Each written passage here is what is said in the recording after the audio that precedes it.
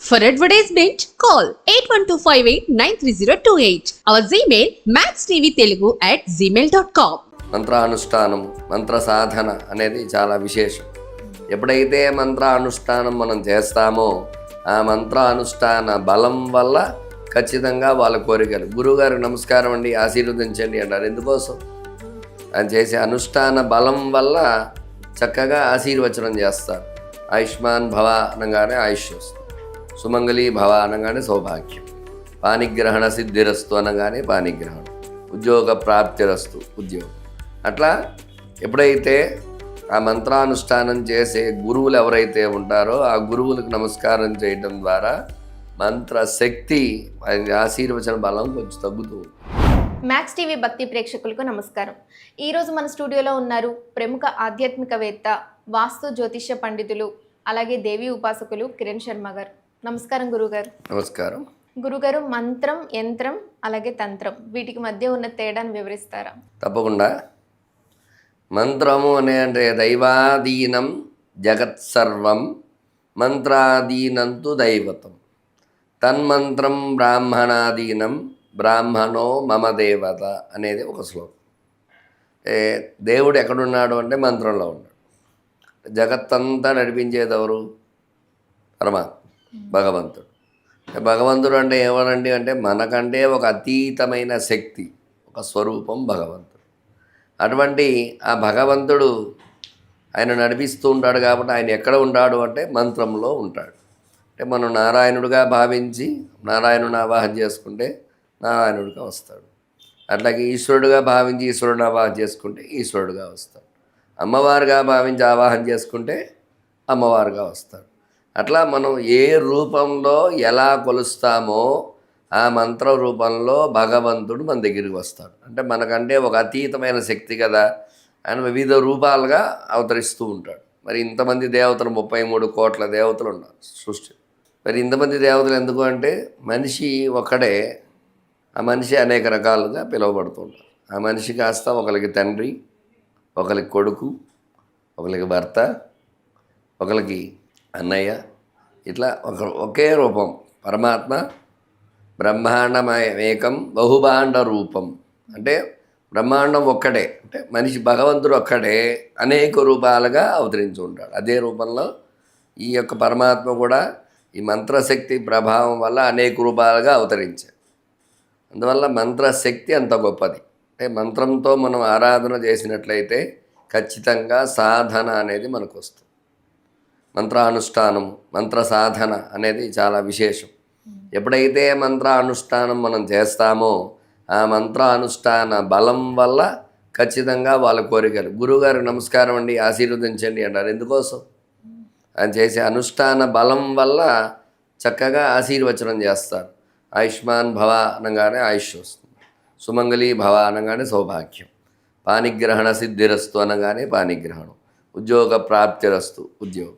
అట్లా ఎప్పుడైతే ఆ మంత్రానుష్ఠానం చేసే గురువులు ఎవరైతే ఉంటారో ఆ గురువులకు నమస్కారం చేయడం ద్వారా మంత్రశక్తి ఆయన ఆశీర్వచన బలం కొంచెం తగ్గుతూ ఉంటుంది. మరలా ఆయన అనుష్ఠానం చేస్తూ ఉంటాడు.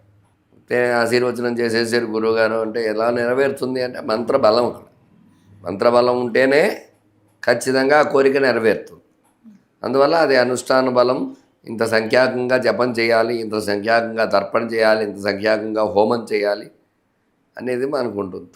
పరిహారం చేసుకోవడం ద్వారా మంత్రబలం, మంత్రసిద్ధి అనేది ఏర్పడుతుంది. ఆ సిద్ధి ఎప్పుడైతే కలుగుతుందో మనం పిలవంగానే భగవంతుడు మనం ఏం కోరుకుంటే అది జరిగి తీరటం, అట్లా ఆశీర్వచనం చేస్తుంటాడు. అందువల్ల మంత్ర బలవంత గొప్పది.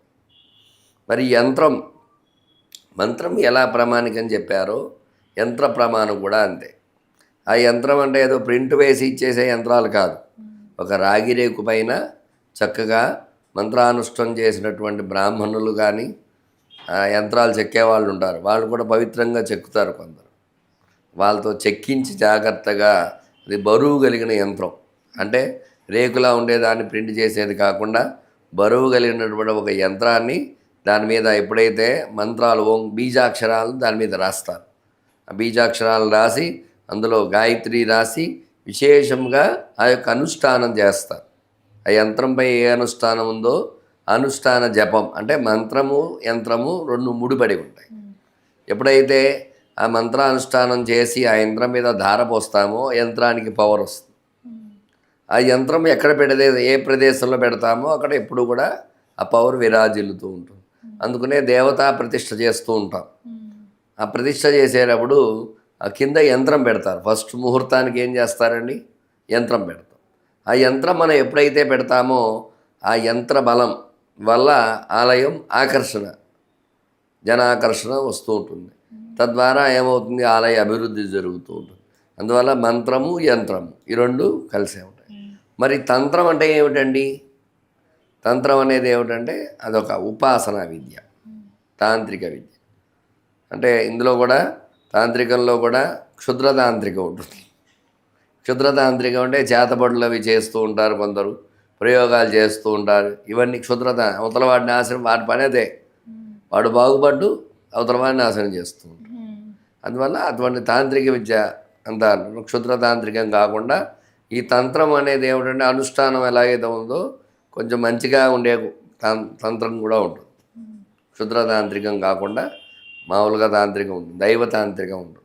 దైవతాంత్రిక విద్యలు మనం ఎప్పుడైతే చేస్తుంటామో తద్వారా దైవానుగ్రహం కలుగుతూ ఉంటుంది. దైవానుగ్రహం అంటే కొంచెం శక్తి. ఇప్పుడు పాశుపతాస్త్రం అంటే అందరికీ తెలిసిందే మనకి. అటువంటి పాశుపతాలు ఉన్నాయి, 365 పాశుపతాలు ఉన్నాయి. అటువంటి పాశుపతాల్లో నవగ్రహ పాశుపతం, లక్ష్మీ పాశుపతం, కుబేర పాశుపతం, కన్యా పాశుపతం. పెళ్లి కావట్లేదంటే కన్యా పాశుపతం మగవారికి, ఆడవారికి అఘోర గౌరీ పాశుపతం. ఇట్లాంటివన్నీ ఉన్నాయి. అవన్నీ చేయడం ద్వారా అదంతా దైవిక తాంత్రికం, దైవికంగా చేసే. అలాగే మన్యు, శత్రువులు ఎక్కువగా ఉన్నారండి, ఇబ్బంది పడతాం అంటే మన్యు తాంత్రికం.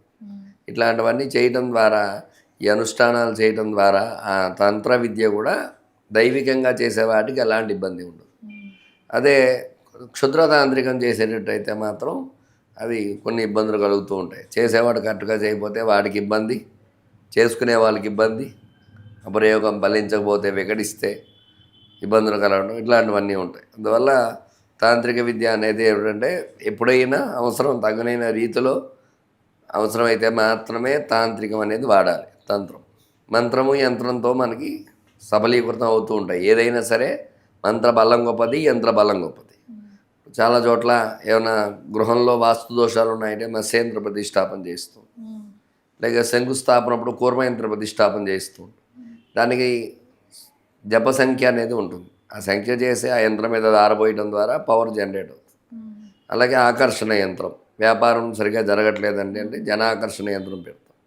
ఆకర్షణ యంత్రం ద్వారా, ఆ యంత్రాలు ఇవ్వడం ద్వారా ఖచ్చితంగా వ్యాపారం ఆకర్షిస్తూ, ధనాకర్షణ, డబ్బు రావట్లేదు, ధనాకర్షణ యంత్రం పెడుతూ ఉంటుంది. ఇట్లా విశేషంగా యంత్రాలు ఉంటాయి. ఆ యంత్రం పవర్ అలాంటిది. అయితే యంత్రాలు దొరికినాయి కదా మనం తెచ్చేసుకున్నాం, మనం పెట్టేసుకున్నాము అంటే కాదు. దానికి పవర్ జనరేట్ అవ్వాలంటే తత్తత్ మంత్రానుష్ఠాన బలం, తత్తత్ జపం, తర్పణ, హోమం చేయటం ద్వారానే ఆ యంత్రం పవర్ అనేది వస్తుందన్నమాట. అందువల్ల ఈ మూడు ఒకదానికొకటి అనుసంధానంగా, మంత్రము యంత్రము తంత్రము ఒకదానికొకటి అనుసంధానంగా ఉంటూ ఉంటాయి. అందువల్ల సమయానుకూలాన్ని బట్టి మంత్రంతో పని అవుతుందా, యంత్రంతో పని అవుతుందా, తంత్రంతో పని అవుతుందా అనేది వాళ్ళ యొక్క జాతక భవిష్యత్తును బట్టి మనం తెలియజేయడం జరుగుతుంది. తద్వారా మనం చేయడం జరుగుతుంది అన్నమాట. ధన్యవాదాలు గురుగారు. ధన్యవాదాలు.